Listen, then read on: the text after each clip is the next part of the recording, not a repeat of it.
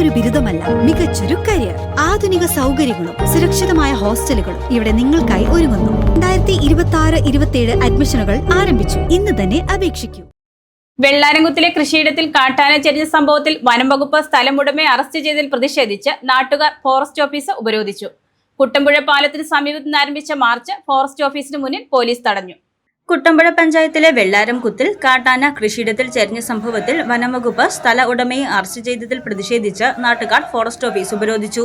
വനംവകുപ്പ് കാർഷിക മേഖലയോട് കാണിക്കുന്ന നീതികേടും ഗുണ്ടായിസവും അവസാനിപ്പിക്കണമെന്നും കർഷകന് ഭൂമിയിൽ കൃഷി ചെയ്ത് ജീവിക്കുന്നതിനുള്ള സാഹചര്യം ഒരുക്കണമെന്നും ആവശ്യപ്പെട്ടാണ് കുട്ടമ്പുഴ റേഞ്ച് ഫോറസ്റ്റ് ഓഫീസ് സർവകക്ഷി യോഗ തീരുമാനപ്രകാരം ഉപരോധിച്ചത്.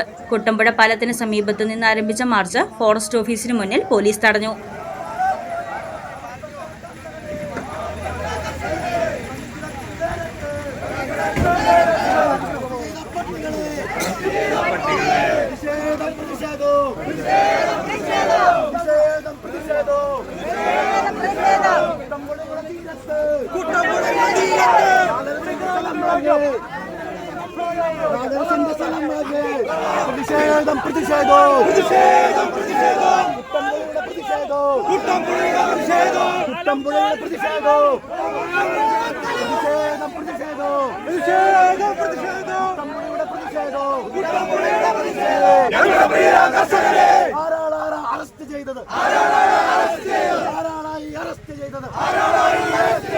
തുടർന്ന് നടന്ന ഉപരോധ സമരം കുട്ടമ്പുഴ പഞ്ചായത്ത് പ്രസിഡന്റ് മേരി കുര്യാക്കോസ് ഉദ്ഘാടനം ചെയ്തു.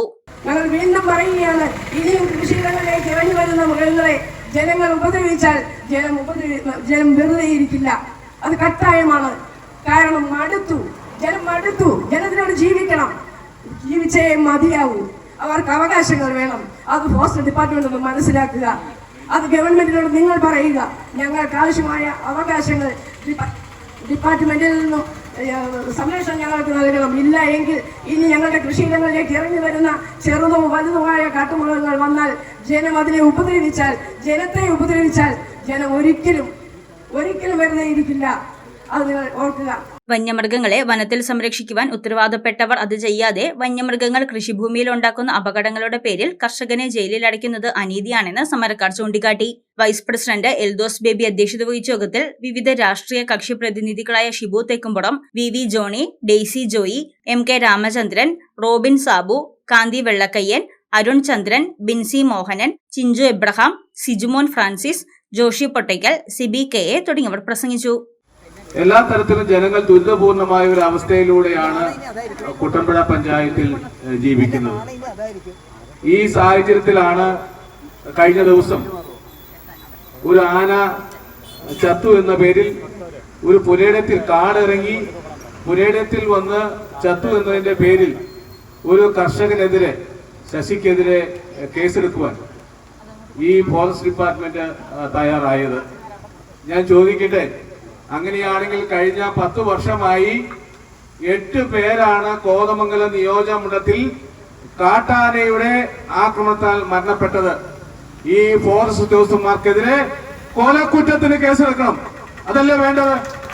നെറികെട്ടവന്മാര് നാണമില്ലാതെ നമ്മുടെ നികുതി പണം ഉപയോഗിച്ച് ശമ്പളം വാങ്ങിച്ച് നമ്മളെ ഇല്ലാതാക്കാൻ നോക്കുന്ന ഈ നെറികെട്ടവന്മാർക്ക് ചൂട്ട മറുപടി കുട്ടമ്പുഴയിലെ ജനങ്ങൾ കൊടുക്കും.